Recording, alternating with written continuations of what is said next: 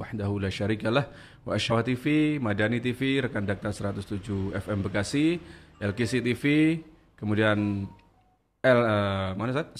101,4 RDS FM Solo. RDS FM Solo. Kemudian RDI berapa Ustaz? 107,7 FM 107,7 FM Kota Malang. Masya Allah. Mana lagi? BRTV? Tayang nggak? BRTV Media, kemudian Vasco Madiun. Kemudian ada lagi ada satu insya Allah yang akan bergabung terus bersama kita dari Surabaya. Tapi saya juga masih lupa namanya apa, tapi insya Allah selalu update dengan live kita. Oh, Masya Insya Allah bareng-bareng. Mungkin lain kali di ini Ustaz ya, kita catat aja yang bacanya. Iya, biar nggak lupa, Lupa kalau nggak baca catatan. Masya Allah, padahal ini malam yang sakral Ustaz. Kenapa sakral? Senin malam Selasa ini kan sakral. Belum siaran yang nunggu udah banyak. Malam apa? Malam keramat. Malam keramat. Alhamdulillah pemirsa, kita ketemu lagi dalam acara The Show, Sharing Online with Ustadz Rifki Ja'far Thalib. Yang alhamdulillah malam hari ini kita sudah siap ini membahas satu tema menarik. Nah, yang sudah kami luncurkan flyernya melalui sosial media, baik Instagram maupun Facebook ya. Dan diharapkan tema ini nanti pemirsa bisa menyimak seperti biasa dengan seksama ya. Dan monggo kalau ada pertanyaan silahkan bisa dituliskan di kolom komentar YouTube saya Berada TV, YouTube Madani TV, kemudian fanpage Ustadz Rifki Ja'far Thalib. Dan tema pada malam hari ini yaitu istriku bukan pembantu. Mu. Gak ada munya Ustaz. Gak ada ya. Kalau nanti ada mu nanti ada nu Ustaz. Enggak, jangan. Oh iya ya. Itu. Dan ini Ustaz, lebih bagus absen dulu biar keren. Absen dulu biar keren. Biar langsung Oke. Ini pemirsa dari mana saja di malam hari Pemirsa dari mana saja silakan absen. Ya Allah, sudah banyak sekali. Ada dari, ini loh Ustaz, ngerus. Ada dari Masya Allah Dari bukan dari tempat. Masya Allah. Mana ini? Mana aja ini? Kok nggak ada suaranya? Oh, sudah ada mungkin sudah ya. Masuk. Ada dari Lampung. Ayo mana saja? Yang lain? Dari Pare, dari Masya Brebes. Allah, jauh sekali Pare. Pare jauh sekali ya. Pare. Pare. Sulawesi. Brebes mana lagi? Singapura, Malaysia. Belum absen, belum muncul tulisannya. Kaget. Udah ngageti juga. Pandeglang, Banten, Jogja, Bandung, Negeri Beton, Surawono, Padang Panjang, Bandung, Palembang, Surawono, Palembang, IKN. Wah, ini pemirsa setia. Edi. Bukan ini. Bukan. Ini pemirsa setia juga Ustaz. Masya Allah. Lebak Banten, Kasembon Malang, Pak Didin. Waduh, Pak Didin gimana Pak Didin? Aman Pak Didin, Kasembon. Pondok Bambu Jaktim, Jombangan Tertek. Wah, jauh sekali. Bekasi hadir. Hongkong loh kan, Hongkong. Sulawesi Tenggara, Kendari nyimak. Assalamualaikum dari Bantul, Jogja. Bantul, Jogja 2 orang. Kemudian Nunuan, Tegal, Makassar, Kalimantan Barat, Batam, Bekasi, Pracimantoro itu mana ya? Bogor, dari Malang, Masya Allah, negeri-negeri paling dekat ini ya. Bahkan tadi pagi ada yang sudah lama tidak pernah komen, tapi menyaksikan katanya, yaitu Uni Ika dari Bekasi. Oh. Tadi pagi mulai muncul komennya, sehat selalu Ustadz. Ada Uni Ika, saya bilang alhamdulillah. Jadi alhamdulillah. Nampaknya pemirsa itu sudah mulai sudah mulai terbentuk lah. Terbentuk. Yang sudah biasa menyaksikan saya Dakwah TV. Bahkan saya baru tahu kemarin. Nanti insya Allah saya share ke antum. Jadi judul skripsi. Oh gitu Ustaz. Metode dan manhaj dakwah Ustadz Rifki Ja'far Thalib melalui channel Sayap Dakwah TV. Loh ada Ustaz? Ada. Jadi judul skripsi. Kok bisa ya? Luar biasa. Jakarta Utara, Bandung, Masya Allah, Depok, Kerawang, Kebumen, Bontang, Kaltim, Sawangan, Bandung, Jakarta Utara. Dan nampaknya para senior ini tetap nyimak Ustaz. Iya. Memberikan kesempatan kepada junior-juniornya untuk aktif komen ya. Mungkin ini termasuk lebih junior ya daripada semacam Uni Ika tadi. Mungkin Nenek Ros masih menyimak tapi Nenek Ros dari mana dulu ya? Dari Medan ya? Ya, tapi seringan di Jakarta. Lebih sering Jakarta. Bismillah. Ada Wonosobo, Jakarta Utara, Masya Allah. Nah, jadi tema malam hari ini Ustaz, mengenai istriku bukan pembantu, itu ada beberapa sudut pandang yang bisa kita bahas nanti. Latar belakangnya dulu Latar belakangnya. Jadi ada beberapa postingan kita yang kemudian di situ ada komen. Jadi dalam satu postingan itu ada komen yang bersamaan. Intinya adalah bahwa ketika sudah berumah tangga, ternyata penyedia fasilitas di rumah tangga itu seorang istri. Ya. Tempat tinggal itu ternyata disiapkan dari keluarganya istri. Kemudian dari pekerjaan itu juga sebagian istri yang menghandle. Ternyata si suami ini enak-enakan Ustaz, di rumah. Ungkang-ungkang kaki. Iya. Malah masih sempet-sempetnya nyuruh si istri ini mengerjakan pekerjaan rumah. Ya, ditambahin lagi. Nah, ditambahin lagi. Atau segala fasilitas tempat tinggal udah disediakan istri, suami bekerja seadanya begitu. Kalau kita lihat mungkin ikhtiarnya kurang maksimal. Ya, bahkan istri masih juga sempat kerja, tapi masih juga disuruh-suruh. Jadi nyuruhnya itu kalau nyuruh biasa kan wajar Ustaz ya. Kalau seorang suami minta tolong istri nyuruh apa gitu. Tapi nampaknya dari cerita itu nyuruhnya sampai kurang manusiawi. Terlalu berlebihan, sudah kelihatan capek masih dipaksa. Bahasanya udah sampai nggak tahu diri kali ya. Nggak tahu diri dengan posisinya dia. Nggak tahu diuntung. Nah, kemudian sudut pandang yang kedua Ustaz. Ada seorang istri yang sudah dicukupi secara finansial maupun secara fasilitas di rumah ya oleh suaminya.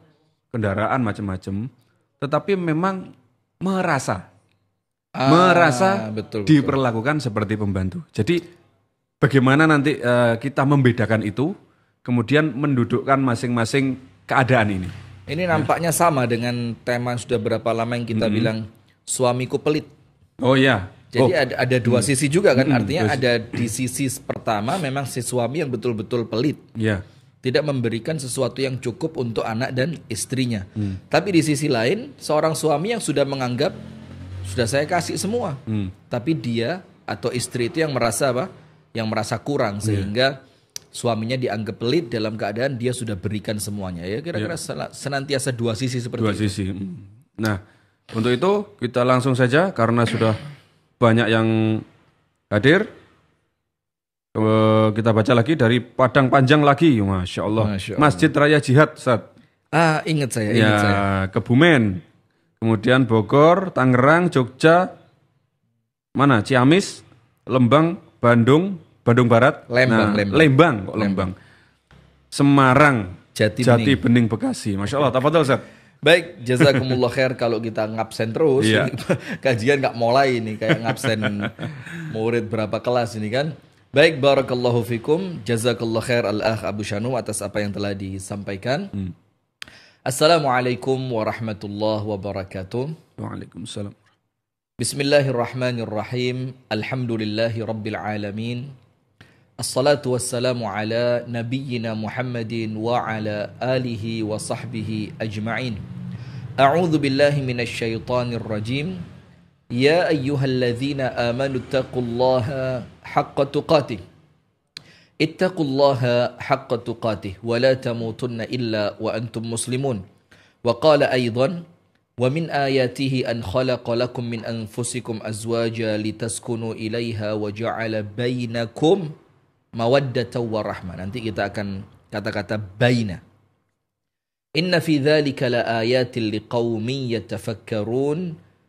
Amma ba'du. Allahumma inna nas'aluka ilman nafi'an wa rizqan tayyiban wa amalan mutaqabbalan. Allahumma 'allimna ma yanfa'una wanfa'na bima 'allamtana wa zidna ilman wa hudan wa taufiqan. Amin ya rabbal alamin. Pemirsa Madani TV dimanapun Anda berada, pemirsa LKC TV dimanapun Anda berada, pemirsa BRTV Media dimanapun Anda berada, pemirsa Fasco Madiun dimanapun Anda berada, kemudian pendengar RDS 101,4 FM Solo dimanapun Anda berada, Kemudian sahabat RDI 107,7 FM Kota Malang dimanapun Anda berada. Dan tak lupa pemirsa setia Sayap Dakwah TV dimanapun Anda berada. Bersyukur kepada Allah Subhanahu wa Ta'ala di malam hari ini kita masih diberikan kesempatan, diberikan kekuatan, diberikan kesehatan. Tapi nampaknya saya baca di buku tentang doa. Iya. Dua hari yang lalu saya baca. Sekarang kan hari Senin ya, saya baca itu hari Sabtu. Saya baca hari Sabtu tentang seluk-beluk tentang doa. Ada tulisan keren di sana yang arti bebasnya begini. Banyak di antara kita ini mengkhianati doa kita. Jadi kita ini apa? Mengkhianati doa kita. Kemudian dikasih contoh. Ya Allah, hamba memohon kesehatan. Dia mintanya kepada Allah sehat. Tapi gaya hidupnya dia tidak mencerminkan seseorang yang kepingin sehat. Nah, antum tahu maksud anak kan? Seperti tadi itu. Jadi pemirsa, alhamdulillah. Ini studio Madani TV yang ada di Pare ini. Luar biasa ya? Luar biasa. Dan mencekam juga ini. Oh, mencekam, Ustaz? Mencekam, karena sudah tahu dalam keadaan darah cukup tinggi, kolesterol juga tinggi, asam urat juga tinggi, Masya Allah semuanya tinggi. Ini baru datang masuk studio udah hidangannya telur asin, pecel, dan buahnya yang bagus. Buah durian. Oh, durian. Gak bisa di kamera ya. Kan Ustaz, itu kan kita menghargai operator sebenarnya. Operator. Tapi kenapa Ustadz yang merasa disuguhi? Ya, kalau ada di depan gitu kan ya nampaknya susah dihindari. Karena kita tahu Ustadz sebelum kesini tadi kan minumnya jus seledri, kita tahu. Mana mungkin. Jadi subhanallah memang itulah pemirsa yang dirahmati oleh Allah, maka kita bersyukur kepada Allah dalam keadaan terkadang kehidupan kita ini dan amaliyah kita mengkhianati doa kita. Kepingin sehat tapi pola hidupnya nggak sehat. Kepingin sehat tapi nggak pernah mau olahraga. Kepingin sehat nggak jaga makanan. Itu kan namanya doanya dengan amaliyahnya nggak sinkron. Ikhtiarnya nggak ada ya. Nggak ada ikhtiarnya. Maka dia mengkhianati doanya. Tapi dengan semua pengkhianatan itu Allah tetap beri sehat sama kita. Ya Allah. Nah maka itu salah satu perkara yang perlu betul-betul kita syukuri. Dan kita masukkan ke dalam hati, kalau betul-betul bukan karena Allah, sudah ngeblak dari kemarin kita ini. Makannya nggak sehat, pola hidupnya nggak sehat. Apalagi? Lingkungan mungkin. Lingkungan pun terkadang di lingkungan yang kurang sehat. Kita kadang-kadang duduk di kafe dengan teman-teman yang di sana ada perokok segala macam. Dan pola tidur juga ya kacau lah ya. Kacau. Tapi dengan semua itu karena Rahman dan Rahimnya Allah, Allah berikan kepada kita apa? Nikmat sehat. Alhamdulillah ala kulli hal. Kemudian berikutnya, salawat beriring salam semoga tercurahkan dan terlimpahkan kepada baginda Nabi besar Muhammad sallallahu alaihi wa ala alihi wa sahbihi wasallam. Beserta seluruh keluarganya, beserta seluruh istrinya, beserta seluruh sahabatnya dan seluruh di antara umat dan pengikutnya yang setia menjalankan tuntunan dan ajarannya ila yaumil kiamat. Pemirsa sekalian, mendekati 2024 ternyata ini tahun bukan itu tema kita ya. Oh, bukan Pilpres ya. Boleh. Kita bahas boleh, enggak apa-apa. Antum pilih siapa nanti kira-kira? Saya pokoknya pilih yang menurut pandangan saya, ya yang enggak suka porno lah. Nah, selain itu pokoknya wis bagus ya. Dan itu saya pernah dikirimi teman di grup WA itu link yang disampaikan oleh Dr. Boyko. Jadi Dr. Boyko itu memberi pemaparan materi tentang bahwasannya pornografi itu bisa merusak otak. Nah, terus ketika ada orang mengaku penyuka pornografi, dalam keadaan Dr. Boyko mengatakan itu akan merusak otak, mana mungkin orang yang otaknya bakal rusak. Kita mau pilih ya. Gak bahaya tah? Gak bahaya dah. Udah. Ya, bahaya tenan nih. Jadi tema kita pemirsa membicarakan seputar perpolitikan 2024. Balik mana? Waduh. Kita bicara tentang seperti biasa tentang rumah tangga dan kita berdoa kepada Allah dengan apa yang kita sampaikan ini.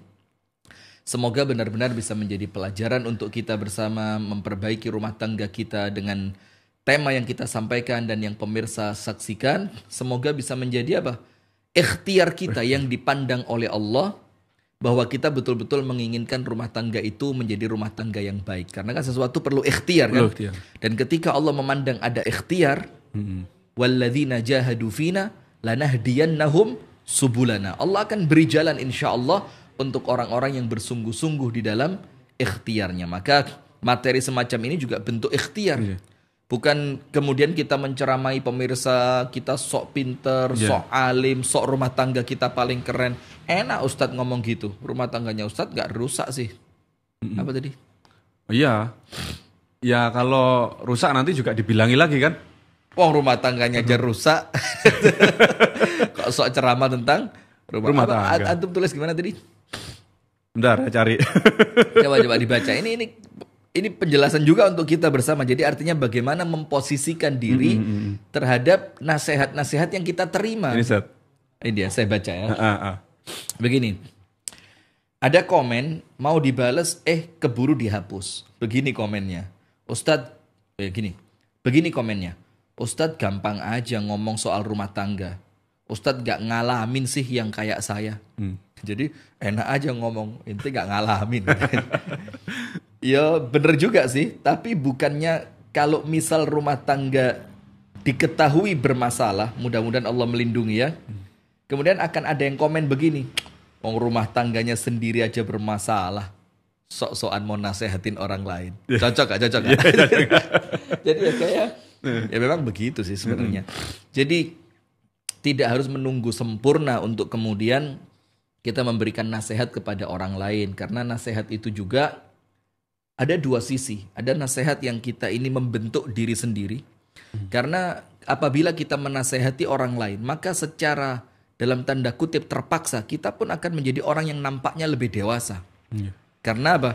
Senantiasa dimintai nasihat. Maka kita sendiri akan memposisikan diri menjadi orang yang akalnya lebih dewasa. Pada sisi yang kedua memang untuk kebaikan kepada orang yang meminta nasihat. Tapi ya enggak harus kemudian rusak dulu kan baru menceritakan. Karena Rasulullah bersabda seorang mukmin tidak akan terjatuh pada lubang yang sama sampai 2 kali. Tapi tidak harus juga Anda jatuh ke lubang itu dulu baru Anda belajar. Tapi kita bisa belajar kepada orang yang pernah terjatuh pada lubang tersebut sehingga kita coba lubang yang lain. Wah, gak bahaya tak? Ngawur. Nah, sudah. Tapi itu kira-kira begitu. Kalau prinsip medis tuh mencegah lebih baik dari mengobati. Al-wiqayah khairun minal ilaj. Mencegah lebih bagus daripada mengobati. Apa hubungannya dengan sedia payung sebelum hujan? Sama Ustaz. Kalau nggak hujan nggak bocor. Kalau nggak hujan nggak bocor ya? Nggak bocor. Ada rumah teman saya itu. Hujan, Masya Allah, nggak ada gentengnya, nggak bocor. Kenapa? Ya memang nggak ada gentengnya. Bocor itu kan kalau ada langsung gentengnya. bablas. Ya kan? Mulai. Ini ya the show betulan ini. Baik, pemirsa yang dirahmati oleh Allah Ta'ala. Begini. Istriku bukan pembantu. Ini kalimat yang memang pasti sudah difahami oleh semua orang ketika mereka menikah. Pasti faham. Jadi kalau sekedar dikatakan istrimu bukan pembantu lo ya, dia akan mengatakan, oh iya, memang dia bukan pembantu, dia istri saya. Nah tapi kemudian dari kalimat yang semacam itu yang kesannya ringan didengar, ringan disampaikan, ringan dinasehatkan, dan ringan pula dijawab, memang istri saya bukan pembantu. Tapi kemudian secara sadar ataupun tidak, ada perlakuan kita yang seakan-akan memposisikan istri itu layaknya pembantu. Kamu harus nyuci piring ya. Kalau saya pulang kantor, rumah harus sudah beres ya. Kalau saya lapar, makanan harus sudah siap ya. Nah, perasaan seperti itu dalam satu sisi bisa jadi menganggap istrinya sebagai pembantu. Nah, maka sekarang kita awali dulu pada poin yang pertama, apa kewajiban mutlak seorang istri di rumah tangga? Itu dulu. Nanti yang lain berarti bukan kewajibannya dia.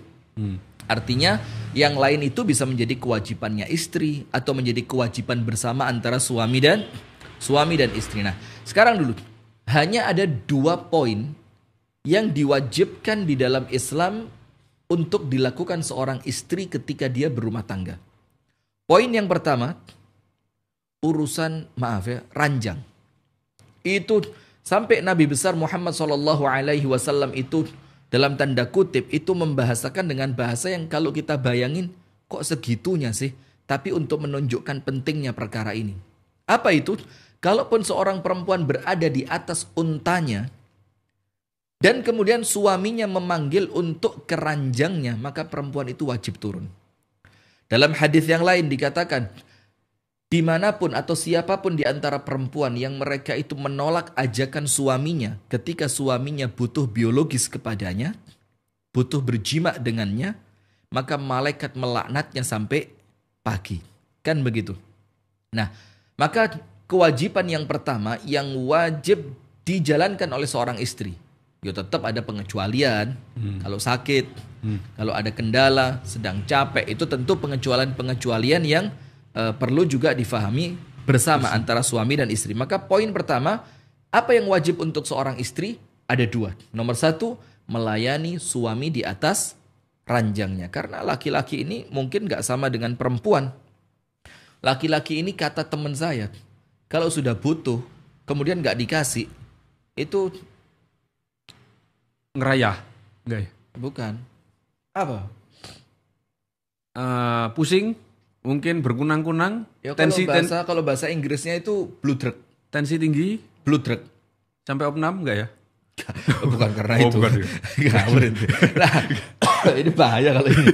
Nah, maka pemirsa yang dirahmati oleh Allah, tapi ada yang mengatakan kalau lagi butuh dengan istri, ternyata istri menolak. Maka itu bisa menjadikan emosinya itu apa? Tidak terkontrol, kacau, kemudian moodnya rusak, kemudian dia menjadi orang yang uring-uringan, segala macam. Nah, itulah kenapa syariat memahami perkara yang semacam itu. Maka oleh syariat yang diwajibkan untuk seorang istri dilakukan ketika ia berumah tangga adalah melayani kebutuhan ranjang suaminya. Yang kedua, dan ini luas. Apa perkara yang kedua yang menjadi kewajiban seorang istri? Taat kepada suami. Wabil khusus tidak keluar dari rumah suami tanpa seizinnya. 2 perkara ini yang diwajibkan dalam syariat. Ini kaitannya dengan rumah tangga loh ya. Nanti lo berarti nggak diwajibkan berjilbab. Ini bukan kaitan dengan rumah tangga. Oh, berarti nggak diwajibkan puasa. Ngawur Anda. Ini yang saya bilang adalah kewajiban yang berkaitan dalam hubungan suami istri. Ada berapa?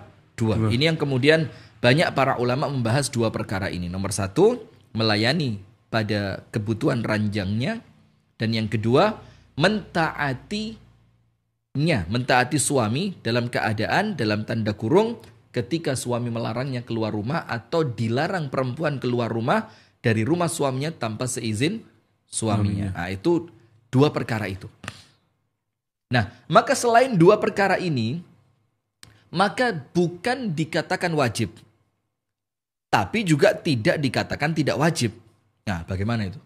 Dibilang wajib ya enggak. Tapi kalau dibilang bukan kewajibanmu, ya enggak juga. Ya enggak juga. Apa namanya? Bingung. Apa ya? Apa? Istilahnya yang aduh, gimana membahasakannya Ustaz ya? Yang apa coba? Difahami oleh keumuman orang bahwa lazimnya rumah tangga itu ya melakukan hal itu. Itu yang saya maksud. Jadi yang dimaksudkan di sini pemirsa adalah dikembalikan kepada yang namanya urf. Ain ra fa, urf.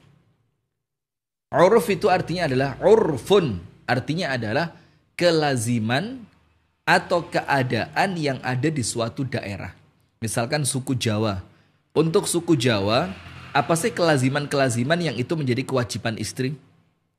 Apa sih kelaziman-kelaziman yang itu menjadi kewajiban suami? Nah, itu maka selain dari yang 2 perkara ini dikembalikan kepada uruf. Uruf artinya apa? Di masyarakat setempat, perkara apa yang dianggap wajib, maka itu bisa dibilang wajib. Maka dengan itu di dalam ilmu usul fikih dikatakan ada satu kaidah usul fikih yang mengatakan al-'adah muhakkamah. Adat kebiasaan di suatu daerah tentu yang tidak bertentangan dengan syariat itu bisa dianggap hukum di dalam Islam. Bisa dianggap apa? Hukum. Jadi adat itu bisa menjadi suatu hukum. Nah, contohnya begini. Apabila di suatu daerah menjadi kelaziman seorang istri wajib diboyong ke rumah suami. Walaupun dalam syariat tidak ada kewajiban itu. Nah, ketika Anda menikah dengan perempuan yang memiliki tradisi seperti itu, maka Anda secara uruf, secara kelaziman daerah setempat, Anda sudah siap dengan kewajiban itu. Maka Anda harus boyong istri Anda ke rumah Anda. Nah, maka itu poin yang pertama dulu. Jadi kita tempatkan dulu apa sih kewajiban istri? Cuma 2. Nomor 1 ranjang, nomor 2 mentaati suami, wabil khusus tidak keluar dari rumah suami kecuali dengan izinnya. Baik, sekarang kemudian yang berikutnya. Antara hak dan kewajiban istri. Supaya kemudian nanti di rumah tangga itu tidak saling, oh itu kewajiban kamu. Oh ini hak saya. Biar tidak muncul seperti itu. Nah karena sekarang rata-rata permasalahan rumah tangga itu muncul ketika salah satu pihak itu tidak merelakan ketika haknya tidak terpenuhi. Dia begitu nuntut luar biasa. Oh enggak bisa, ini hak saya. Saya harus dapat ini, saya harus dapat itu, dapat ini, dapat itu. Akhirnya ketika salah satu pihak tadi tidak, bahasa Jawanya itu kurang luweh gitu loh. Tidak kurang lebih, artinya ya apa ya, kurang lebih itu bahasanya memahami lah, saling memahami lah ya. Maka akan muncul permasalahan rumah tangga. Nah sekarang poin yang kedua tentang hak dan kewajiban seorang istri di rumahnya. Poin yang pertama sudah, apa sih kewajiban mutlak seorang istri? Hanya 2. Ini yang kemudian banyak dibicarakan oleh para ulama. Sekarang poin yang kedua mengenai hak dan kewajiban. Begini. Bagusnya rumah tangga, saya kena duren nggak ya? Langsung kurang. Iya kurang.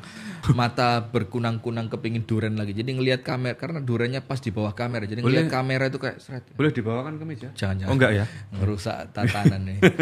Nah, poin yang kedua mengenai hak dan kewajiban di rumah tangga.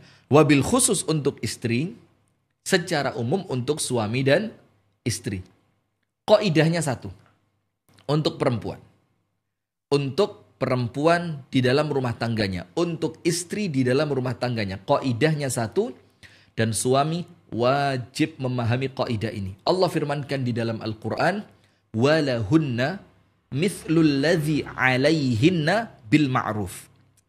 Dan seorang perempuan itu memiliki hak sebesar kewajiban yang dia tunaikan. Iya, tunaikan. Walahunna dan untuknya mithlul ladzi 'alaihinna bil ma'ruf. Semisal dengan kewajibannya dengan cara yang baik, dengan cara yang ma'ruf. Nah, maka ketika istri itu menganggap kewajibannya begitu berat, maka dengan kewajiban yang berat ini sesuai kaidah tadi, hak dia juga besar.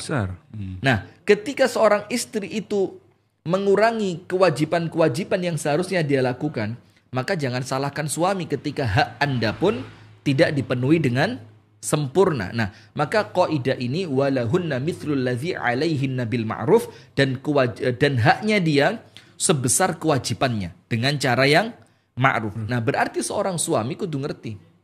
Harus paham ketika Anda memberikan beban-beban kepada istri di rumah tangga yang ternyata beban itu tidak diwajibkan secara syariat. Tapi kemudian menjadi sesuatu yang Anda minta istri Anda melakukannya dengan kerelaan hati. Contoh, ini nanti kita bahas juga ini, tapi kontroversi nampaknya. Memasak. Banyak di kalangan para ulama yang mengatakan memasak ini kewajiban istri. Banyak.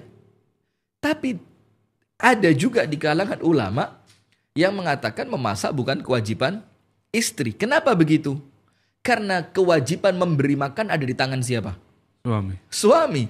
Dan yang disebutkan dalam ilmu fikih itu it'am, memberi makan, bukan memberi beras, bukan memberi uang ya. Bukan memberi uang, tapi memberi makan. Nah, itu secara fikihnya begitu. Nah, maka sebagian kecil di antara ulama mengatakan tidak wajib masa itu.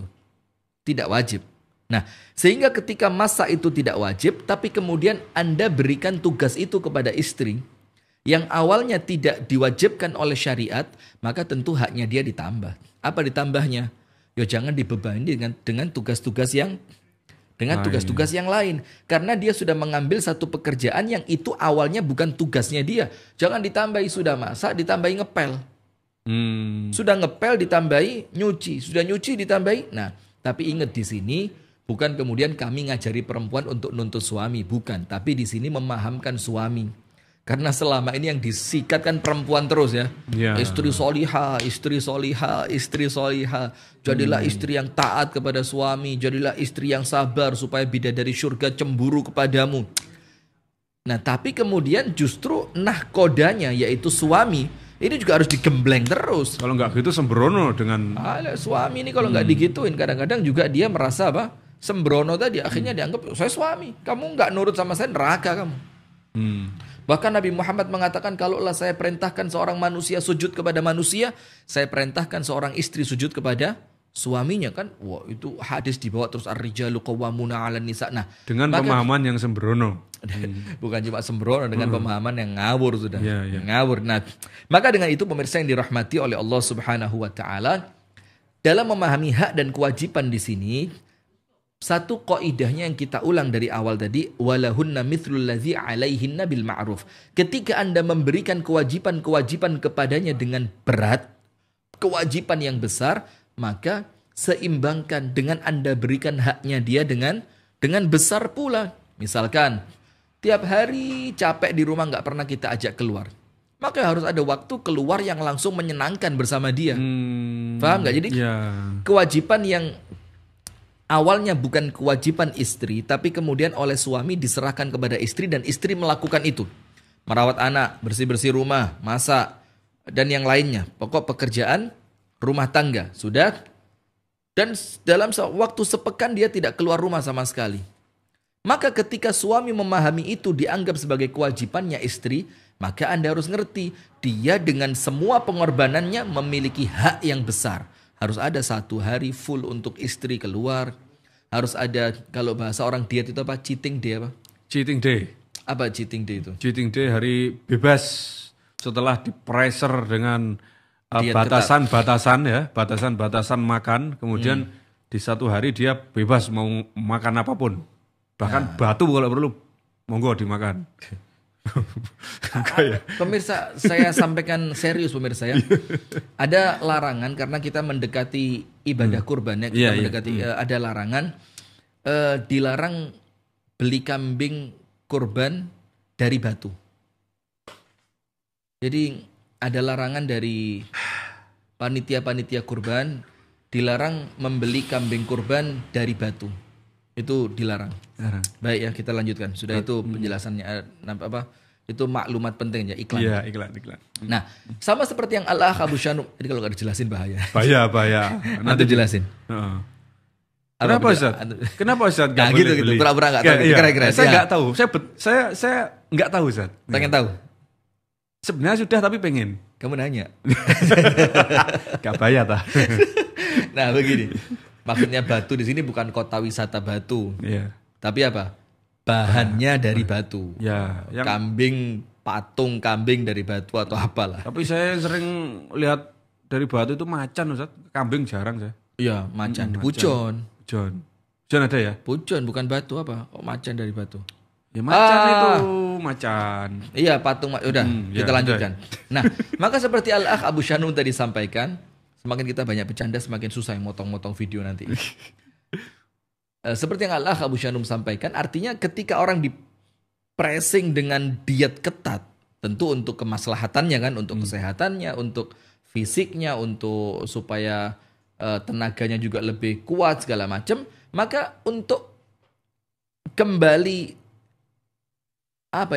setelah sebelumnya tegang banget, untuk kembali mengendorkan yang tegang tadi, perlu 1 hari untuk kemudian dia cheating day, yaitu makan dengan bebas. Tapi 1 hari. Setelah berapa hari? 6 hari. Nah, berarti 1 pekan sehari kan? 1 pekan 7 hari, Ustaz.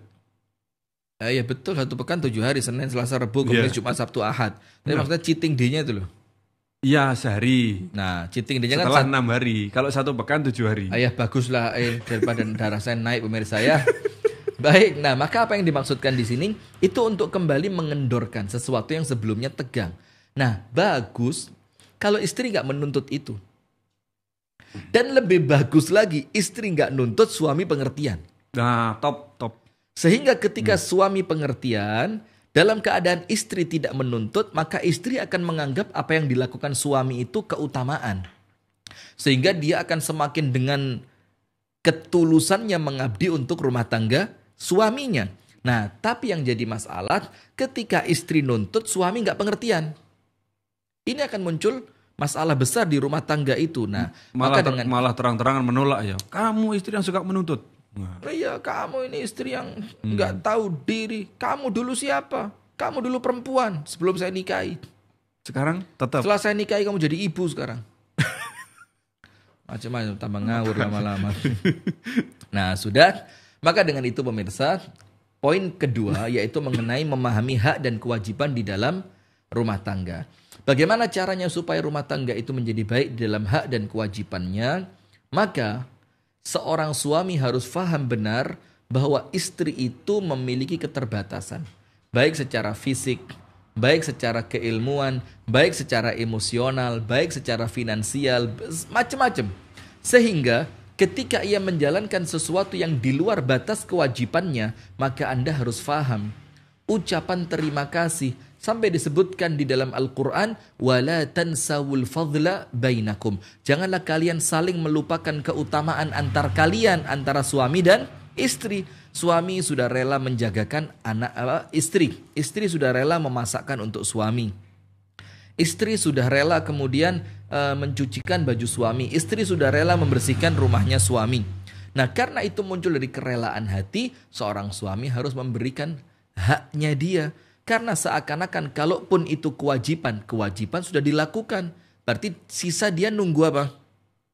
Nunggu haknya untuk dipenuhi oleh siapa? Oleh suami. Dan agama Islam betul-betul memberikan perhatian keras pada perkara kezaliman. Ittaqudz zulma fa inna zulma zulumatun yaumal qiyamah.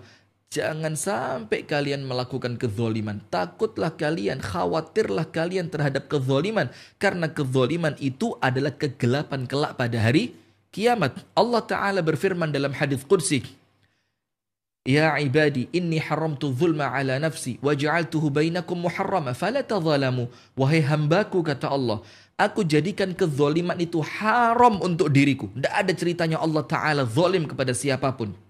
Maka kemudian Allah Ta'ala firmankan dalam hadis Qudsi ini, maka dengan itu aku jadikan kezaliman ini pun haram terjadi di antara kalian. Maka apa? Fala tazalamu, janganlah kalian saling menzalimi. Apa bentuk kezaliman itu? Ketika istri menjalankan sesuatu di luar kewajibannya, ternyata suami tidak memberikan haknya. Padahal kaidahnya tadi, sebesar kewajiban yang dia lakukan, sebesar itulah hak yang akan dia dapatkan. Nah, maka pada posisi yang kedua ini, suami harus apa? Pengertian. Berarti secara tidak langsung dapat kita katakan, Ustaz ya, ketika istri melaksanakan sesuatu yang besar dalam rumah tangga, kemudian suami nggak memenuhi haknya, bisa dikatakan ada kezaliman di sana. Betul. Dan itu kezaliman, dan zalim yang paling besar itu kan kepada orang terdekat. Kepada orang tua, kepada istri, saudara kandung. Jadi semakin dekat hubungan, semakin berat kezaliman itu. Maka ketika saya disakitin orang yang tidak saya kenal, ya sehari 2 hari lupa. Tapi ketika saya disakiti oleh orang yang betul-betul saya kenal, oleh kakak saya, oleh adik saya, wal'iyadzubillah, maka sakitnya tentu lebih terasa dan dampaknya itu semakin panjang. Nah, maka dengan itu salah satu perkara yang perlu kita jauhi adalah terjadinya kezaliman di dalam rumah tangga. Kenapa? Innahu la yuflihudz zalimun. Dalam surat Yusuf dikatakan tidak akan pernah beruntung orang-orang yang zalim. Apa artinya? Rumah tangga tidak akan baik apabila rumah tangga itu di dalamnya terjadi apa? Kezaliman. Sip. Itu poin yang kedua. Jadi seorang suami harus paham ketika kewajiban istri dianggap besar, maka berikan haknya juga yang sepadan. Itu poin kedua. Nah, sekarang kita kembali kepada cerita yang antum sampaikan tadi. Iya. Jadi seorang suami menikah dengan seorang perempuan, istrinya begitu ya. Ternyata rumah dari istrinya, kemudian keseharian, kebutuhan sehari-hari juga dari istrinya, segala macam dibantu oleh pekerjaan, sebagian juga dibantu oleh istri. Tapi kemudian si suami kesannya ongkang-ongkang. Apa ongkang-ongkang itu? Santai saja. Ongkang-ongkang itu ya nampaknya Kipas-kipas, panas-panas. angin-angin, ya, leyeh-leyeh, pena, tenan. Mantap. Tahu antum lagu itu ya? Tahu. Ustaz. Nah, ya. Nah sudah, maka yang seperti itu pemirsa yang dirahmati oleh Allah. Sebelum saya lanjutkan untuk poin yang ketiga, untuk kasus ini dulu ya. Kasus seorang suami yang gak sadar posisi dan gak sadar. Boten yai, kulo sadar posisi, sadar apa lagi? Sadar konsumsi. Itu. Nah maka seorang suami di sini yang nggak sadar posisi, sudah semuanya dari istri, hartanya dari istri, rumahnya dari istri, keseharian, kebutuhan kehidupan juga dari istri, bahkan pekerjaan pun dibantu istri, masih membebani istri dengan pekerjaan-pekerjaan rumah tangga yang begitu memberatkan. Maka untuk rumah tangga yang seperti ini saya punya 3 saran. Saran yang pertama, tentu senantiasa tetap berkomunikasi dengan baik. Karena tidak bisa rumah tangga itu akan baik kalau tidak terjalin hubungan komunikasi yang baik pula. Karena komunikasi ini adalah poin inti untuk keberlangsungan rumah tangga. Saya kasih contoh begini. Dan saya baca di buku sudah lama ini. Buku tentang pentingnya 2 arah. Dalam rumah tangga itu senantiasa penting 2 arah. Jadi bukan suami terus, itu ya tidak baik. Istri terus, ya tidak baik juga. Maka 2 arah, ada suami, ada istri. Ceritanya begini. Ada seorang laki-laki dan perempuan yang menikah. Dan ini cerita nampaknya ilustrasi saja, tapi maknanya dalam betul. Nah, si suami ini, si laki-laki ini tidak pernah suka kepala ikan. Yang dia suka dari ikan itu dagingnya. Jadi dia tidak pernah suka kepalanya. Kemudian seorang perempuan yang sekarang menjadi istrinya tidak pernah suka dagingnya ikan. Dia paling suka dari ikan itu kepalanya. Kan sebenarnya pas kan? Kalau dia komunikasi dari awal ya pas saja. Suami senang daging ya pas, istri senang kepala ya pas. Tinggal dimasak dagingnya utuh, kasihin suami, kepalanya biar dimakan. Itu kalau ada komunikasi. Tapi apa? Dengan niatan yang baik, si suami menganggap apa yang enak untuknya itulah yang disukai oleh istri. Dan istri pun menganggap sebaliknya. Dia berkorban apa yang paling dia sukai, dia berikan untuk suami. Sehingga setiap si istri ini masak ikan, itu dagingnya sama si istri diambil. Si suami dikasih kepalanya. Karena si istri berniat baik. Ini loh aku berkorban, sesuatu yang paling aku suka aku kasihin buat kamu. Sudah, si suami dengan terpaksa makan. Karena juga menghargai istri. Karena si suami berpikiran yang sama.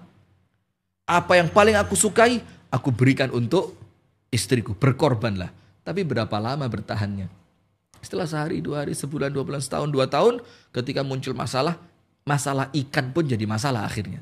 Dia bilang, kamu ini gak tahu ya, aku berkorban untuk kamu sekian tahun. Kenapa itu? Aku gak pernah suka kepala ikan. Dan aku suka dagingnya. Tapi karena aku berkorban, aku berikan dagingnya untukmu dan kepalanya untukku, kata suami. Si istri mikir, lah padahal saya sebaliknya. Saya gak pernah suka daging ikan. Saya paling suka kepalanya. Tapi saya berkorban untuk kamu. Kepala yang saya sukai justru saya kasihkan kamu. Saya dengan terpaksa makan dagingnya. Coba dari awal dikomunikasikan. Selesai itu masalah. Iya. Tuntas itu barang itu. Saya nggak suka kepala ikan, saya sukanya kepala kambing. Wah, Lah, gitu, enggak suka harusnya saya. gitu. Kalau kepala kambing enggak Nggak suka. suka. Enggak Oh, suka. nggak suka. Oke. Kalau saya kambing itu suka yang dagingnya utuh Oke. itu. Ya. Oh, sama berarti. Enak. Sama. Sama ya. Sama. Tapi ya Masya Allah ya. Jadi- Kambing oven ya. Allahu Akbar. Oke. Oh, enak. Insya Allah next siaran, next day, next time kita sediakan. Baik. Nah maka saran saya yang pertama untuk keluarga yang seperti diceritakan oleh Al-Akh Abu Shanum, suami yang nggak tahu diri, dalam keadaan istri yang sudah mulai capek dengan semuanya, maka nomor satu bangun komunikasi. Duduk secara dewasa, ngomong apa adanya. Mas, Bang, suamiku, Babe, Say, Ton, Hani, nice. Hani. Cek. Hani. Apa itu? Ani, ngawur antum. Astagfirullah atubu ilaih. Sudah, maka komunikasi. Duduk, ngomong sama suami. Suamiku, semua yang aku lakukan pada awalnya bukan kewajibanku, tapi justru menjadi kewajibanmu. Nah maka dibicarakan. Sehingga tanya sama suami, apa yang menjadikan kamu males? Padahal aku sudah berkorban sebanyak ini. Rumah ya bukan berarti mengungkit-ungkit ya. Tapi kemudian kan menyadarkan seseorang itu perlu. Iya. Itu yang kemudian dibilang jas merah itu. Jangan sekali-sekali lupa Sejarah. Jadi harus paham dulu kamu siapa, bagaimana awal kita berumah tangga, rumah juga ini hasil dari perjuangan siapa. Nah itu dibicarakan di awal. Karena tanpa komunikasi mustahil rumah tangga menjadi baik. Poin kedua, Anda yaitu istrinya ya, Anda yaitu si istri dalam rumah tangga tadi, itu ajaklah orang-orang dari kerabat dekat suami untuk menasehati suami. Karena kalau Anda yang menasehati nampaknya sudah nggak akan mempan. Tapi apa? Cari salah seorang kerabat dari suami atau siapapun yang dihargai dan dihormati dan didengarkan ucapannya oleh suami itu untuk menasehati suami. Sampaikan, walaupun istrimu diam saja, tapi ini bukan kewajibannya loh. Ini bisa menjadi kezoliman loh. Kalau ini dibiarkan terus-menerus tidak akan sehat rumah tangga itu. Sementara ketika Anda dianggap melalaikan kewajiban berarti dia berdosa kan? Karena dia melalaikan apa? Sesuatu yang Allah jadikan untuknya wajib. Maka ayatnya ar-rijalu qawwamuna 'alan nisa bima faddalallahu ba'dahum 'ala ba'd wa bima anfaqu min amwalihim. Karena seorang suami itu menyedekahkan hartanya, menginfakkan hartanya untuk rumah tangga, berarti kewajiban. Nah, maka cari orang yang menasehati suami. Dan yang ketiga, jangan pernah putus berdoa. Jangan pernah putus berdoa. Karena hati seorang manusia itu berada di dalam genggaman Allah Ta'ala.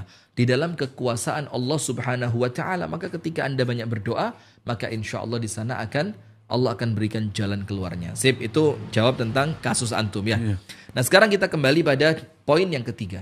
Poin yang pertama ingat, kewajiban istri pada hakikatnya cuma berapa? Dua. Ranjang dan taat kepada suami untuk tidak keluar dari rumahnya tanpa izinnya. Yang kedua, memahami hak dan kewajiban. Ini poin untuk suami. Ketika Anda berikan kewajiban yang berat, maka berikan hak yang besar untuk siapa? Istrimu. Hak didengarkan, hak diajak rekreasi, hak diberikan ya mungkin uang jajan yang lebih untuk dia bisa memberi hadiah kepada ibunya, kepada orang tuanya, dia pengen beli apa yang mungkin dia inginkan begitu. Poin ketiga, mengenai istriku bukan pembantu. Saya punya dua cerita. Dan cerita ini keduanya terjadi pada zaman Rasulullah Muhammad SAW. Untuk yang mengatakan memasak itu bukan kewajiban istri. Bersih-bersih rumah itu bukan kewajiban istri. Ada cerita yang pertama, yaitu Sayyidah Fatimah radhiyallahu taala anha wa radhaha. Suatu hari Sayyidah Fatimah ini mendatangi rumah Ibunda Aisyah radhiyallahu taala anhuma. Kemudian bertanya kepada Ibunda Aisyah, di mana ayahku? Dibilang masih keluar. Nanti kalau ayahmu pulang aku akan beritahu bahwa Siti Fatimah mencarinya. Sudah. Singkat cerita, karena rumah Rasulullah dengan rumah Ibunda Aisyah dengan rumah Siti Fatimah itu berdekatan. Maka Rasulullah setelah pulang datang ke rumah Siti Fatimah. Ditanya ada perlu apa? Kemudian Siti Fatimah itu menunjukkan tangannya di hadapan ayahnya, bahwasannya tangannya itu sudah apa? Begitu kasar, sudah ada bekas luka apa di sana, kasar gitu kan. radhiyallahu taala anha wardaha, dan ini adalah penghulu perempuannya surga. Tangannya seperti itu. Kemudian dia mengatakan, ya Rasulullah, Ali rajul faqir, Ali bin Abi Thalib laki-laki miskin. Maka di rumah ini, kata Siti Fatimah, aku yang menghaluskan gandum, aku yang merawat kudanya Ali ibnu Abi Thalib, aku yang mencarikan makanan untuk kudanya, aku yang memasak di rumah ini, maka sampai tanganku seperti ini. Maka ya Rasulullah, berikan untukku satu orang pembantu. Itu kan permintaannya Siti Fatimah. Dan insya Allah semua dari pemirsa kalau sudah rajin mengikuti saya dakwah TV, insya Allah sudah faham hadis ini. Rasul berikan kepada Siti Fatimah, aku beri untuk kamu yang lebih baik dari pembantu. Kalau gambaran kita kan, wah mungkin keren ini, kasih duit besar ini, kasih rumah yang lebih mewah ini, dikasih makanan siap makan ini kan, siap saji.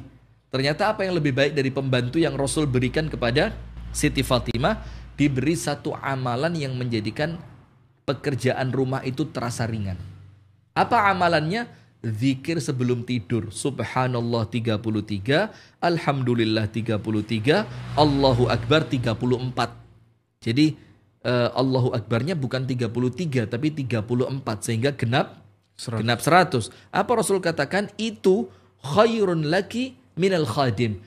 Zikir yang kamu baca sebelum tidur tadi itu lebih baik dibandingkan engkau mendapatkan seorang pembantu. Nah, maka artinya di sini Rasulullah melihat bahwa pekerjaan rumah itu dilakukan oleh siapa? Siti Fatimah, dalam artian oleh istri. Tapi Rasulullah tidak mengingkari.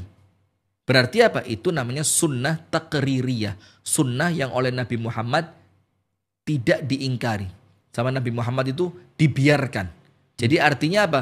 Itu merupakan sesuatu yang lazim. Berarti kalau dikatakan memasak bukan tugasnya istri, ya tidak tepat juga. Walaupun kalau dikatakan itu kewajibannya istri, yo bisa jadi tidak tepat. Tidak tepat juga, karena memberi makan itu kewajiban suami. Nah, itu kisah yang pertama di mana Rasulullah melihat dan kemudian oleh Rasulullah tidak diingkari. Cerita yang kedua, putrinya Sayyiduna Abu Bakar As-Siddiq radhiyallahu taala anhu yang bernama Asma. Ini lebih, kalau bahasa kita mohon maaf ini lebih Rasulullah Asma 10 salah satu yang dijamin masuk surga. Atau kalau saya tidak salah ingat, kurma dari kebun yang cukup jauh. Untuk dibilang ada untuk makanan kuda, ini dibilang memang untuk makanannya dia dan keluarganya. Kemudian ketika berpapasan dengan Rasulullah, dalam keadaan Asma binti Abi Bakar ini memanggul di atas kepalanya dengan beban yang berat, apa Rasul katakan? Wahai Asma, kalau engkau berkenan, naiklah ke atas untaku. Oleh Rasulullah diringankan bebannya Asma binti Abi Bakar ini. Kemudian apa kata Asma? Sekiranya aku tidak ingat bahwasannya suamiku sangat pencemburu, aku akan naik kepada untanya Rasulullah Shallallahu Alaihi Wasallam. Tapi karena aku ingat bahwa suamiku sangat pencemburu, maka aku tinggalkan itu dan aku rela mengangkat beban berat sampai tiba di rumahku. Nah, kisah yang kedua ini juga Rasulullah tidak mengingkari ketika Asma mengerjakan sebagian pekerjaan rumah tangga. Tapi dari dua kisah ini perlu diingat, karena Rasul betul-betul tahu suami mereka siapa. Rasul betul-betul tahu keadaan ekonomi suami mereka. Rasul betul-betul tahu kesibukan suami mereka. Ali bin Abi Thalib radhiyallahu taala anhu mendampingi Rasulullah kemanapun Rasulullah pergi. Sibuk dengan melayani Rasulullah Shallallahu Alaihi Wasallam dengan berbagai macam kesibukannya. Maka ketika melihat putrinya sibuk dengan kegiatan rumah tangga, Rasul bilang, ya pantas wong suamimu sibuk. Beda kalau suami seperti yang cerita tadi, kipas-kipas, angin-angin, nah, macam-macam kan. Begitu pula dengan Az-Zubair ibnul Awam. Rasul tahu Az-Zubair prajurit perang, di mana kehidupannya tidak pernah jauh dari peperangan, laki-laki yang sibuk, dan Rasul tahu betul. Maka Rasul tidak mengingkari itu. Tapi yang jadi masalah, ketika suami dalam keadaan mampu, ketika suami dalam keadaan bisa, tapi karena kemalasan dan keengganannya, suami tidak memberikan untuk istrinya sesuatu yang layak. Nah, ini yang jadi masalah. Maka pada poin yang ketiga, perlu diperhatikan. Suami yang kaya, di dalam sebagian literatur fikih Syafi'i, berkewajiban memberikan makan kepada istrinya satu hari itu 2 sok gandum. Berarti apa? 1 sok itu sekitar berapa ya? 7 ons, sekitar 7 ons. Berarti satu hari kalau suami kaya, dia wajib ngasih istrinya 14 ons atau 1,5 kilo lah katakan ya. 1,5 kilo beras atau setara dengan itu. Plus lauknya. Dan lauknya tidak dibilang harus gulai, sate, balungan pedas. Enggak, lauknya apa? Ya bakso dong. Lauk yang pantas aja, lauk yang jangan bilang bakso dong. Iklan. Bukan iklan, nanti kepengen saya. Nah, nanti sudah dia itu bebas, lauknya apapun. Itu untuk suami yang kaya. Berarti kalau suami memberikan lebih dari itu keutamaan. Nah, sementara kalau suami yang miskin, kalau suaminya miskin, kewajibannya cuma satu sok, 7 ons per hari. Berapa? Beras sekarang yang pertengahan lah, nggak terlalu mahal, nggak terlalu murah. 1 kilonya berapa? 11.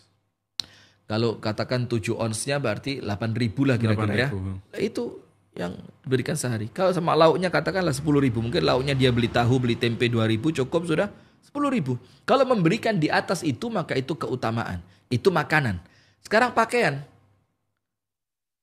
Ta'amuhunna wa kiswatuhunna. Makanan mereka dan pakaian mereka. Dalam sebagian literatur fikih Syafi'i hanya berkewajiban membelikan pakaian setahun 2 kali. Kewajiban itu ya. Berarti kalau ada seorang istri yang kemudian dibelikan oleh suaminya pakaian setahun berkali-kali. Apalagi ketika suaminya nggak tahu, HP-nya istri bunyi ringtone. Shopee. Gitu. Ya, gak bahaya ta. Bahaya banget kalau ini. Nah, di depan kemudian pagi-pagi ketok pintu. Paket. Besok lagi. Paket. Besok lagi. Paket. Lama-lama suami bilang, copet. Ini lama-lama kok kayak jadi copet gini istrinya. Na'udzubillah min syarri dzalik. Nah, sudah. Maka dengan itu selain itu berarti apa? Keutamaan. Nah, apa poin yang ingin saya sampaikan pada poin yang keempat ini adalah begini.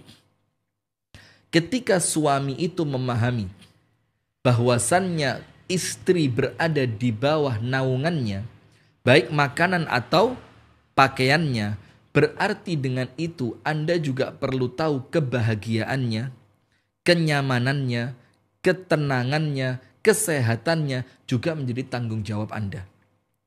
Bukan sekedar ngomong secara material, makanan dan pakaian. Karena itu yang nampak secara zahir. Tapi yang nampak secara batin, ketenangan dia di rumah. Itu tanggung jawab suami. Maka itulah kenapa betul-betul disarankan di dalam rumah tangga ketika istri Anda merasa tertekan dengan keberadaan orang tua Anda di rumah, maka bukan orang tuanya yang dikeluarkan. Bukan juga istrinya dikeluarkan. Tapi kemudian Anda carilah satu rumah. Entah itu ngontrak, entah itu bangun rumah kecil-kecilan. Supaya apa? Karena Anda bertanggung jawab memberikan ketenangan kepada istri. Kesehatan, tanggung jawab suami. Kemudian kebahagiaan, tanggung jawab suami. Nah maka ketika suami melalaikan semua ini, ya tentu rumah tangganya akan tidak akan menjadi rumah tangga yang baik. Kemudian apa? Ada tambahan? Baca pertanyaan Ustaz mungkin? Silakan. Oke. Oke Ustaz. Perlukah jomblowati mempelajari ciri-ciri jombloan yang kira-kira kalau nantinya menjadi suami akan menjadi suami yang memperlakukan istri bak pembantu? Jadi bagaimana ciri-cirinya? Iya. Jadi saya nggak pernah begitu, kok nggak tahu saya. Gimana? Nanti kalau saya jawab dibilang Ustadz berpengalaman banget. Serba susah sekarang jawab pertanyaan. Iya ya. Gimana cara ngetahui bahwa seorang laki-laki itu nantinya akan memperlakukan istri sebagai pembantu? Ya nggak bisa Ustaz ya. Begini. Gimana? Bisa nggak? Ya memang kalau dibilang seperti ilmu pasti ya tidak juga. Tapi kita kan punya ya pandangan lah sebagai laki-laki. Yang pertama, Anda lihat keseharian dia di rumah. Ya tentu taunya bukan karena Anda pasang CCTV di rumahnya dia, tapi Anda tanya kepada orang tuanya, Anda tanya kepada kerabat dekatnya, Anda tanya kepada sahabat dekatnya, keseharian dia di rumah. Dia bisa mandiri untuk dirinya sendiri atau tidak. Kalau dia sudah tidak bisa mandiri untuk dirinya sendiri, alamat sudah, nanti istrinya bakal capek itu. Iya enggak? Ambilin baju dong. Bersihin sendal dong. Cuciin mobil dong. Gantiin ban mobil dong. Kemudian gantiin tandon rumah dong. Sampai tandon rumah suruh ganti. Nah, maka yang pertama dilihat kesehariannya di rumah. Itu nomor satu. Supaya Anda enggak seperti membeli anjing dalam karung. Kucing dalam karung. Supaya apa? Tahu betul. Yang kedua, perhatikan bagaimana ia memperlakukan orang tuanya. Ini penting ini. Karena sebagaimana dia memperlakukan orang tuanya, maka dia akan mendidik anaknya untuk memperlakukan ibunya nanti. Dan Anda yang calon ibunya. Berarti apa? Ketika dia memperlakukan orang tuanya dengan baik, insya Allah dia mengerti bagaimana memperlakukan seorang istri dengan baik. Dan yang ketiga tentu perhatikan sholatnya. Ini perkara inti. Karena kalau sholatnya baik semuanya baik. Kalau sholatnya tidak baik semuanya tidak baik. Barakallahu fikum. Nah sekarang saya akan tutup dulu dengan poin terakhir sebelum nanti Al-Akh Abu Syanu mungkin ada tambahan. Atau ada tambahan dulu? Pertanyaan Ustaz. Ya bolehlah pertanyaan dulu, silakan. Gimana Ustaz? Assalamualaikum Ustaz. Saya ibu satu anak, LDR 2 tahun. Jadi LDR long distance relationship. Waduh. LDR. Baru sekarang tahu suami selingkuh tinggal bersama LC. LC itu apa ya? LC. Ya itulah. Lulusan LIP. Ya. saya kasih pilih apa itu? Bukan. Itu TV One, ILC. Saya kasih pilihan nikahi biar nggak zina, tapi saya mundur. Itu bukan. Itu Ya, ini. Saya kira tadi bakal begini. Saya kasih pilihan nikahi dia dengan syarat yang adil. Saya kira begitu ternyata dengan syarat saya mundur. Atau? Tapi dia nggak mau. Nah, namun sekarang nggak berubah dengan hal itu. Maunya saya sabar, tunggu dia bereskan. Apakah masih manfaat pernikahan semacam ini? Terus sudah dimaafkan, dihujah tabayun, ikhtiar dari sholat, doa sepertiga malam dan istikharah pasrah, tapi masih digantung rasanya sama suami. Baik. Mana yang lebih baik antara menunggu dia tobat, menyesal, atau mulai bersikap tegas untuk minta pisah? Ada videonya ini, kapan harus berpisah dan kapan harus bertahan. Oh iya, silakan nanti searching YouTube di Sayap Dakwah TV ada sudah ya. Di dan itu salah satu video yang viewernya cukup tinggi juga ya. Jadi di sana kita jelaskan kapan sih kita harus bertahan dalam rumah tangga yang nampaknya tidak seperti harapan kita. Dan kapan kita harus mengambil keputusan tegas. Nampaknya saya harus pisah. Nah tapi intinya begini. Yang pertama saya cukup prihatin dengan cerita yang telah Anda sampaikan. Saya berdoa kepada Allah dan kita semua insya Allah ikut berdoa. Semoga Allah Ta'ala memberikan kesabaran untuk Anda. Allah berikan pahala yang besar di balik musibah yang Anda alami. Dan semoga Allah Ta'ala perbaiki keadaan suami dan rumah tangga Anda. Amin ya Rabbal Alamin. Nah maka poin yang pertama tentu LDR itu tidak sehat. Walaupun banyak orang mengatakan kami bisa kok dengan LDR tetap romantis, tapi tetap tidak sehat karena namanya rumah tangga itu ya mereka tinggal dalam satu atap. Iya kan? Iya. Karena ketika mereka berjauhan, Anda tidak akan tahu keadaan istri dengan baik seperti apa, keadaan anak-anak Anda seperti apa, di mana masa kecil mereka juga waktunya terbatas, di mana keceriaan mereka juga akan hilang ketika mereka sudah dewasa. Sementara si suami juga jauh dari dalam tanda kutip pengawasan istri, sementara dia juga membutuhkan kebutuhan biologis yang perlu senantiasa dia butuhkan ya. Dia butuhkan kan begitu. Nah maka yang pertama long distance relationship itu memang tidak sehat kecuali dalam keadaan-keadaan yang memang mendesak. Poin kedua, untuk orang yang menjalani hubungan LDR maka harus betul-betul memperkuat takwa kepada Allah.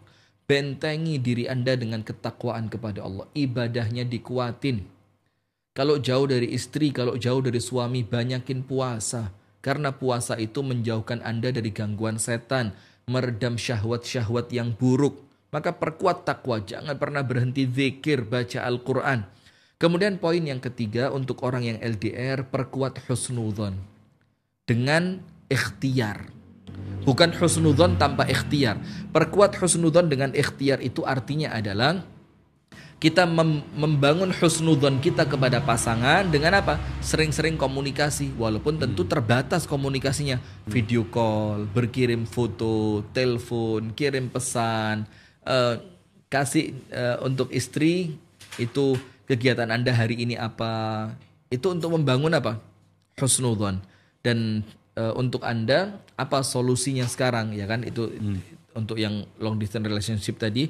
Sekarang untuk ibu ini apa solusinya? Yang pertama, tentu Anda banyak-banyak berdoa minta petunjuk kepada Allah. Oh, saya sudah doa Ustadz sepertiga malam terakhir. Nah, jangan begitu. Karena penantian yang panjang untuk dikabulkannya doa itu ibadah. Jadi menanti cukup panjang dalam keadaan kita tetap husnudzon, kita tetap bersandar kepada Allah, kita tidak berhenti berdoa, itu semakin panjang penantian, pahalanya semakin besar. Maka minta petunjuk kepada Allah dan jangan pernah putus meminta petunjuk kepada Allah Ta'ala. Kemudian yang kedua, berdiskusi dengan keluarga besar. Atau orang-orang yang Anda yakini kedewasaan dan serta ketakwaannya. Diskusi sama mereka, enaknya bagaimana. Apalagi sudah dapat cerita suaminya ternyata ketahuan apa? Selingkuh. Dan poin yang ketiga, kalau Anda yakin mempertahankan rumah tangga dalam keadaan suami berazam untuk memperbaiki, maka Anda harus betul-betul lupakan kejadian yang kemarin. Tapi ketika tidak ada itikat baik dari suami, saya lebih condong Anda ambil sikap tegas saja. Karena yang dilakukan bukan dosa kecil, Pak. Yeah. Yang dilakukan sesuatu yang besar, pengkhianatan di dalam rumah tangga. Wallahu ta'ala a'lam bissawab. Terlebih lagi misalkan Ustaz ya, setelah kejadian itu masih LDR. Wah, ini kan tambah kontrolnya apa, jaminannya apa kan nggak ada. Betul. Nggak ada yang tahu. Kecuali kalau dia punya etikat baik, misalkan oke, saya bereskan, saya selesai dan saya pulang misalkan. Itu kan ada etikat ada baik. etikat, ada apa ya, kecondongan, keseriusan sampai meninggalkan pekerjaannya demi karena dia menganggap rumah tangganya yang paling utama. Masya Allah. Ini Ustaz, ini mungkin juga cukup penting ini. Assalamualaikum Ustaz. Saya mau nanya Ustaz, saya dijodohkan oleh orang tua. Alhamdulillah. Alhamdulillah. Saya juga. Apakah boleh? Kayak kok nyesel gitu kayaknya tuh. Loh, enggak Ustaz. Kelihatan dari raut wajahnya. Coba dari di zoom nggak waktu ngomong gitu?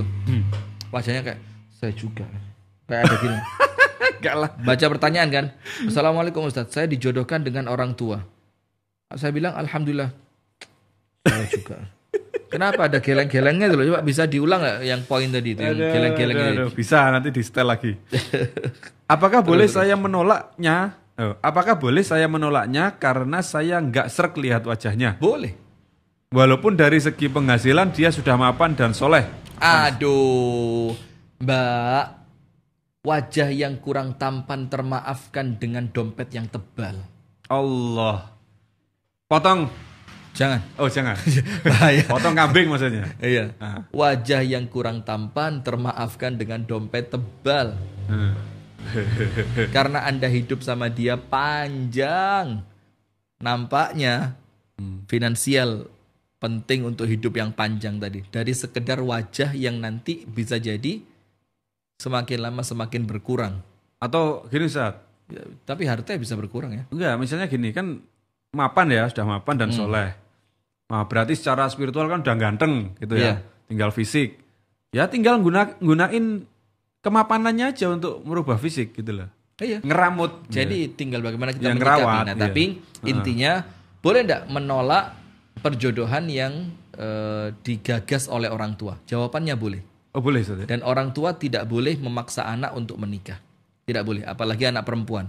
Dia tidak boleh dipaksa untuk menikah ketika memang dia tidak suka. Maka ada seorang perempuan yang dinikahkan dengan terpaksa, Rasulullah bilang pernikahannya digagalkan karena dia merasa dijodohkan dengan paksa. Jadi tidak boleh maksa dan Anda punya hak untuk menolak, tapi tetap karena yang Anda tolak adalah pilihan orang tua, yuk fikirnya matang-matang karena tidaklah orang tua itu memilihkan kecuali insya Allah apa yang menurut mereka terbaik bagi anaknya. Tapi ingat, kebaikan untuk orang tua belum tentu sama dengan kebaikan yang diharapkan oleh seorang anak. Maka orang tua tidak boleh maksa anaknya dan anak punya hak untuk menolak dengan cara yang baik. Gimana Ustaz? Bagaimana? Ada poin lagi? Baik, poin terakhir ini mengenai istriku bukan pembantu. Jadi begini, langgengnya rumah tangga pada poin yang terakhir, poin yang kelima, di sini ada tafahum baina az-zaujain, saling memahami antar kedua suami istri. Sampai kemudian itu ada istilah di dalam doa, ya Allah, jadikan kesabaranku lebih luas dari kekurangan istriku. Dan istri berdoa sebaliknya, ya Allah, jadikan kesabaranku lebih luas dibanding kekurangan suamiku. Jadi dia minta ketika suaminya ada kekurangan dan itu pasti, ketika istrinya ada kekurangan dan itu pasti, dia minta kepada Allah bukan sekedar menutupi kekurangannya, menambal kekurangannya, tapi dia minta bukan pada posisi orang lain untuk berubah, tapi dia menyiapkan dirinya untuk menerima kekurangan itu dengan sabar yang tidak terbatas. Nah, maka pada poin yang terakhir, poin yang kelima, tafahum baina zaujain, saling memahami antara suami dan istri. Ingat para suami, istri Anda ambil dari rumah orang tuanya bukan untuk Anda jadikan pembantu. Tentu niatan awal Anda ingin membina rumah tangga yang bahagia bersamanya. Anda ingin melihat senyum bahagianya, Anda ingin melihat keceriaannya, Anda ingin melihat dia begitu senang dan tenang di dalam rumah bersama anak-anak dan suaminya. Maka itu poin yang perlu Anda fahami. Dia Anda ambil dari rumah orang tuanya bukan untuk menjadi pembantu di rumah Anda. Nah, begitu pula istri. Tidak ada pengabdian yang lebih utama setelah pengabdian kepada Allah Ta'ala dan Rasulnya Shallallahu Alaihi Wasallam kecuali pengabdian kepada suami. Berarti ketika seorang istri memahami ini memang bukan kewajiban, tapi dalam rangka aku mengabdi kepada suamiku untuk mendapatkan ridho dari Allah Ta'ala, maka pemahaman seperti itu akan menjadikan tugas terasa lebih ringan. Karena dia tidak menganggap itu sebagai beban yang memberatkan, tapi dia menganggap itu sebagai pengabdian kepada orang yang paling berhak mendapatkan pengabdian darinya, yaitu suami. Nah, maka tafahum baina zaujain, saling memahami antara suami dan istri ini maksudnya adalah suami jangan nuntut keterlaluan. Dan suami, tunaikan hak istrimu secara maksimal bahkan lebih. Nuntutnya jangan keterlaluan, supaya istri tidak merasa terbebani. Dan ketika memberikan sesuatu kepada istri, berikan yang lebih dari hak yang seharusnya dia dapatkan. Begitu pula istri. Berikan kewajiban Anda terhadap suami dengan maksimal. Tapi apa? Jangan menuntut suami tentang hak Anda secara berlebihan. Nah, maka ketika suami tidak memberikan tugas yang terlalu berat, tidak memberikan tuntutan yang terlalu berat, tentu istrinya lebih ringan. Dan sebaliknya pula, ketika istri tidak menuntut suami dengan tuntutan yang terlalu berat, maka insya Allah suami juga menjadi lebih ringan. Ketika suami ringan, istri ringan, maka rumah tangga itu insya Allah akan menjadi rumah tangga yang baik. Wallahu ta'ala a'lam bissawab. Ini adalah closing statement yang bisa dijadikan satu judul potongan, Mas Arif ya. Boleh insya Allah. Mantap kayaknya tuh. Kita baca beberapa pertanyaan dulu Ustaz ya, sebelum satu kita aja, tutup. Ya, satu aja ya Ustaz ya. Satu aja. Baik, satu lagi pemirsa, insya Allah nanti kita simpan pertanyaan-pertanyaan untuk kalau sempat ya kita jadikan konten ya Ustaz ya. Nah, mungkin bisa dijawab lewat Instagram atau Facebook ya. Karena mohon maaf pemirsa, ada beberapa pertanyaan yang masuk kepada kami lewat DM Instagram itu nggak sempat kebaca Ustaz.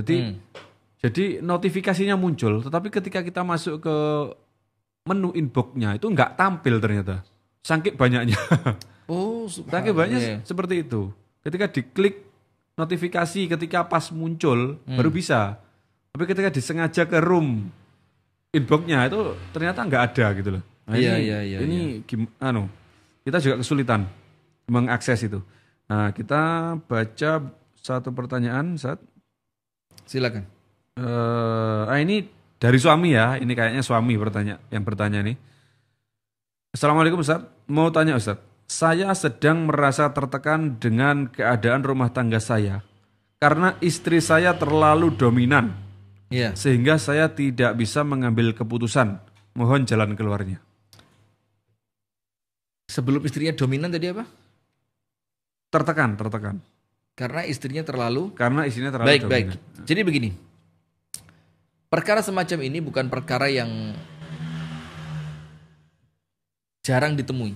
Artinya perkara yang nampaknya banyak terjadi. Apalagi kita hidup di suatu daerah yang nampaknya memang istri itu begitu kuat. Uang dipegang istri. Keputusan di tangan istri. Apalagi? Bahkan di jalanan itu dikuasai mama. Oh ya? Iya. Kan ini trennya kan julukannya adalah makhluk terkuat di bumi. Iya, begitu kata netizen. Makhluk terkuat Di bumi, Seth. di bumi. Iya. Ajaib ya. Nah, apalagi kita tinggal di tempat yang perempuan itu memang atau istri itu memang mendapatkan peran lebih di rumah Iya, tangga. iya. Dia yang mengatur keuangan rumah tangga, dia yang mengatur bagaimana anak-anak di rumah. Nah, maka dengan itu poin yang pertama, ketika Anda mengatakan istri terlalu dominan dan Anda merasa tertekan, pasti dan tidak mungkin salah. Insya Allah. Pasti dan tidak mungkin salah. Apa itu? Anda lemah dari dua hal. Entah finansial atau keilmuan. Bisa dipastikan. Karena ketika Anda kuat secara finansial atau Anda kuat secara keilmuan, ilmu itu luas. Bisa jadi kematangan berpikir, kedewasaan, kematangan dalam menyikapi masalah, maka istri tidak akan pernah merasa dominan dibanding Anda. Maka poin pertama ini dulu yang Anda perlu perbaiki. Kenapa kemudian Anda lemah dari dua sisi tadi? Padahal dua sisi itu adalah puncaknya kepemimpinan seorang suami di rumahnya. Secara finansial, dia menyedekahkan, menginfakkan hartanya untuk anak dan istrinya. Secara keilmuan untuk mengarahkan nahkoda bahtera rumah tangga ini menuju arah yang benar. Poin yang kedua, ketika istri seperti itu, maka dia tidak akan berani melakukan itu kecuali Anda memberi peluang. Kecuali Anda memberi peluang. Apa maksud Anda memberi peluang di sini? Artinya adalah ketika si istri itu merasa dominan, berarti sebelumnya ada sesuatu yang tidak terselesaikan oleh suami. Sehingga istri ambil peran ternyata beres. Akhirnya terulang, sampai pada akhirnya istri menganggap kamu gak ada artinya. Sehingga dia merasa dominan. Dan pasti kalau istri yang dominan di rumah tangga, suami tertekan, itu pasti. Nah, maka poin yang ketiga, perkuat mentalitas Anda. Perkuat kemampuan Anda untuk mengatur rumah tangga.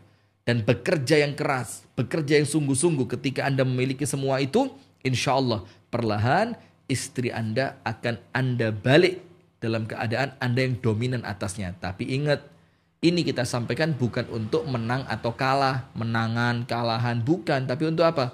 Untuk mengembalikan posisi suami sebagai ar-rijalu qawwamuna 'alan nisa. Barakallahu fikum.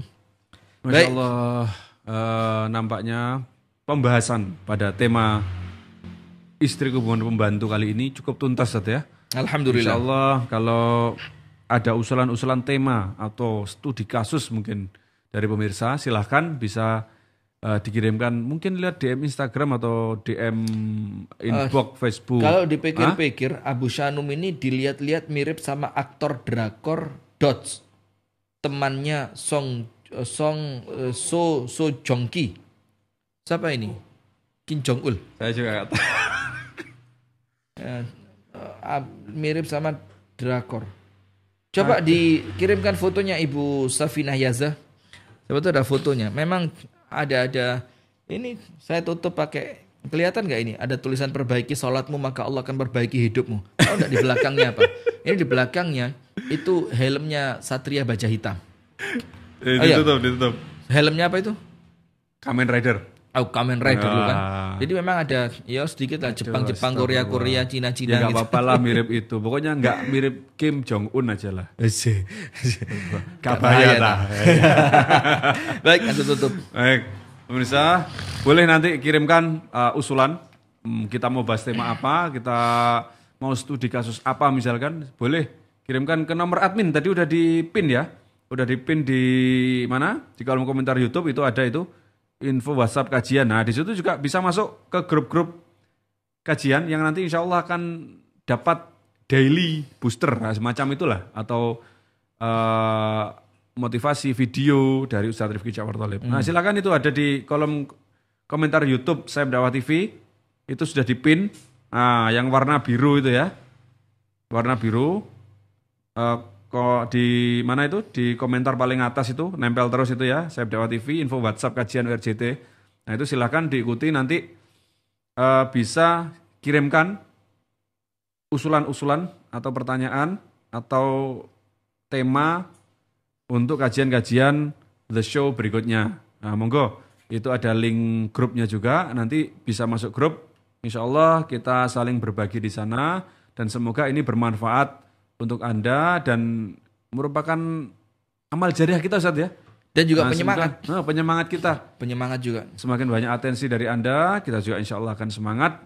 Dan semoga kita bisa menjadikan ini sebagai pemberat timbangan amal yang akan mengantarkan kita untuk berkumpul di surga kelak. Amin ya rabbal alamin.